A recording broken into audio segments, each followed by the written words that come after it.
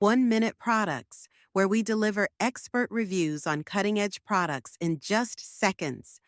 Whether it's the latest tech gadgets, innovative tools, or game changing innovations, we're here to give you quick, reliable insights to keep you ahead of the curve.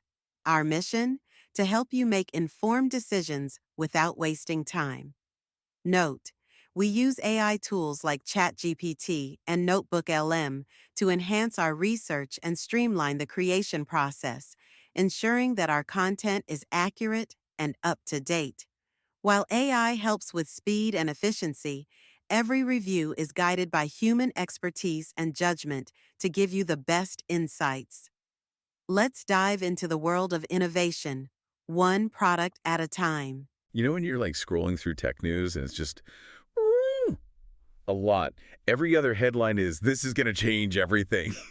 But will it really? Today, we're going past the hype. We're doing a deep dive on CES, the Consumer Electronics Show. You said there was some stuff on it, and honestly, I'm kind of intrigued. It's more than just a gadget fest, right? Yeah, you're right on the money with that. It's like imagine a time machine, but instead of going back, it's like it throws us forward. You see those early signs of what our tech world could be. And the cool part, tracing those threads back to where they began. Okay, so humor me here. Yeah. When you think CES, but like vintage CES, what comes to mind? Picture this, 1967, New York City. The very first CES, they had, get this, only 200 exhibitors. Yeah. I mean, these days, that's barely a blip. It was a completely different world back then. We're talking the newest radios, the latest televisions. Heck, even electric toothbrushes were seen as cutting edge. Wow, from toothbrushes to, whatever mind-blowing tech they've got going on now, it's kind of hard to wrap your head around how much has changed. And that's what's so cool about it. CES, it's like this evolving snapshot of what we want from tech, When personal computers blew up in the 80s, CES was the place to be. And then slowly we saw mobile tech rise up, then smart homes, and now it's this crazy mix of all of it. Okay, but let's be real for a second. It's easy to get lost in all that stuff. Were there any CES moments that really stick out, like those I was there when stories? Oh, tons. Think about 1970. Yeah. The VCR makes its big debut. And this wasn't just some cool gadget. It changed how we experience, entertainment. Suddenly you could watch movies at home whenever you wanted, recording stuff on VHS tapes. Yeah, that all started at CES. It's crazy how big of a deal that was back then. Now we're streaming on demand. Like it's the VCR's great-great-grandchild or something. Exactly. And that journey from then to now, it's all right there in CES history. Fast forward a bit to 81.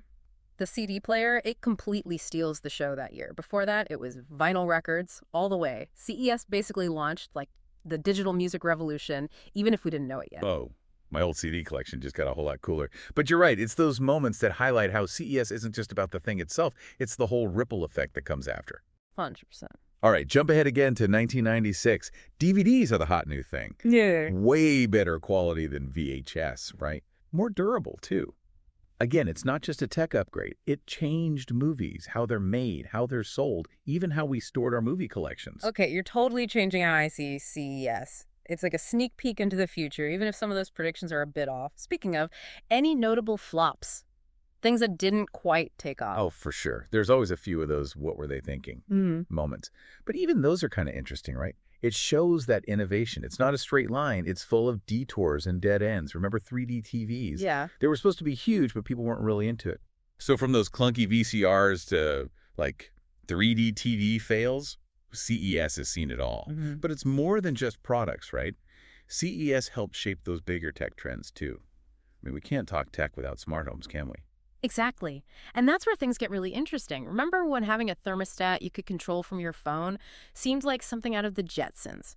CES played a big part in making the connected home, normal. Yeah, went from sci-fi to like just another Tuesday. It's like CES eased us all into this idea of our houses, thinking for themselves. Totally. And once those basics were there, CES became like the testing ground for everything. Suddenly, we're not just talking thermostats. It's security systems, lights, the fridge, everything's on the network. And wearables, right? CES feels like where those fitness trackers went from kind of niche to, wait, everyone has one. Oh, for sure. It's a perfect example of how CES taps into these bigger picture shifts. Like, wellness got huge, and tech companies, they jumped on that. But we've gone way past counting steps and calories. Now it's serious health monitoring. Wearables that track your sleep, your heart rate, even like blood oxygen levels. It is pretty amazing how far we've come, but also kind of creepy how much data we're creating about ourselves now. But that's a whole other deep dive. What about cars, though? Can't talk CES without self-driving cars, can we? No way. CES is the place for car companies now, showing off what they think driving is going to be. Remember when Tesla was that new kid on the block, kind of shaking things up? They used CES, showed off their electric cars, that autopilot stuff, totally challenged how cars had always been done. It's true. CES always seems to get those disruptors, those companies that are pushing the limits of what's possible. Right, and that's why it's so fascinating. We're seeing this merging of electric cars, self-driving, even smart cities, all happening right there on the CES floor. Imagine your car drives itself, but it also talks to like traffic lights and stuff. Your commute's better, less traffic, cleaner air. That's the future CES is pointing to. Okay, now my brain's doing that time travel thing for sure. But let's come back to some more remember when CES moments. You know, those stories that make you go, wait, that happened there. Oh man, there are so many. Okay, 2001, Bill Gates on stage unveils the Xbox. It was huge. Microsoft was officially in the gaming world. And now, try to imagine gaming without Xbox. Crazy. That's a good one, although I have a feeling even Bill Gates and the Xbox can't top the legend of Steve Jobs at CES. You are so right. This is almost too good to be true. It's 2007, Apple's not even at CES. But Steve Jobs, he still steals the show. Wait, he pulled a CES magic trick from offstage. How did that even work? So it's CES week, right? Jobs decides to announce the very first iPhone. Just like that, boom! Like someone dropped a truth bomb on the whole tech world, everything else at CES. Instantly forgettable. This iPhone thing, it was sleek, powerful. It was supposed to change phones forever, and guess what? It did. Talk about knowing how to make an entrance. He wasn't even there, and he owned the conversation. Okay, you've convinced me. CES is about way more than just the gadgets. It's the stories, the people, the whole, I don't know, the drama of it. Totally. Oh, and those almost made it moments?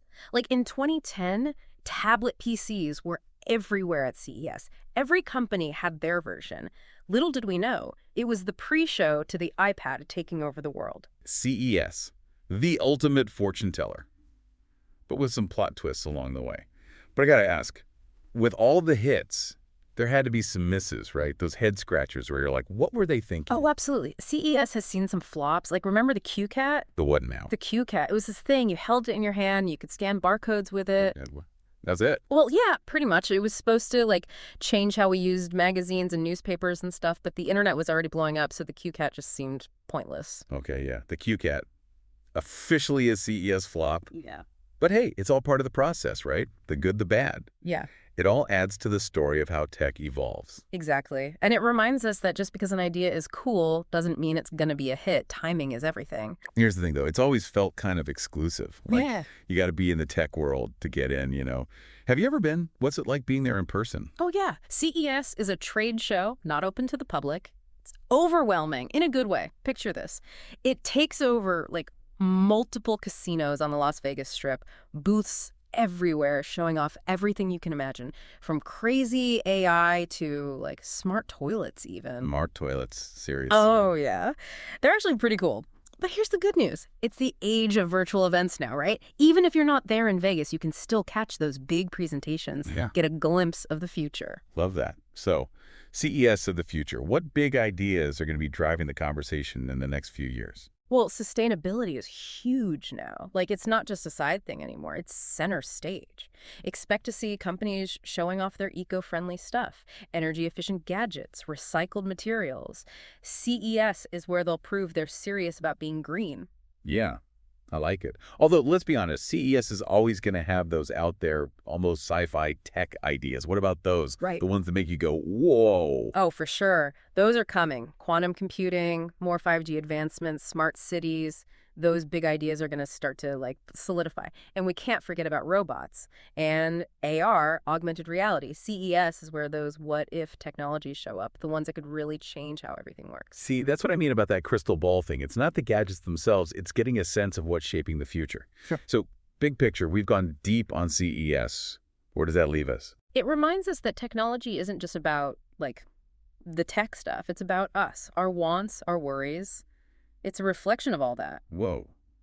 Deep thoughts. So it's less of a tech show, more of a mirror, showing us how we feel about technology. Exactly. The inventions, the flops, the trends, they tell a story. What matters to us, what we're scared of, what it even means to be human when tech keeps changing everything. Okay, I need a minute to process that one. It's true, though, right? The things we create, what we decide to use, it shows what we're thinking about, doesn't it? Totally. And that's why CES is so interesting. It's not just a show, it's this whole, cultural thing. It captures how we imagine the future, what we're nervous about. It's all there. So if you're curious about where tech's headed, what it says about us as people, CES is the thing to watch, or I guess at least pay attention to. 100%. Because when you get CES, when you understand its history, you get a better understanding of, not just where we've been, but where we could be going. And that's something worth thinking about. For sure. Well, everyone, there you have it. Another deep dive in the books. I don't know about you, but I'm feeling pretty inspired. Who knew a show about gadgets could be such a thought-provoking conversation? It's all about making those connections, looking past the shiny new things, seeing the bigger picture, the trends, how our culture changes, what it all actually means for us every day. Couldn't have said it better myself. Mm-hmm. Until next time, everyone, keep your eyes open for those game-changing innovations, the flops, and all the stories in between.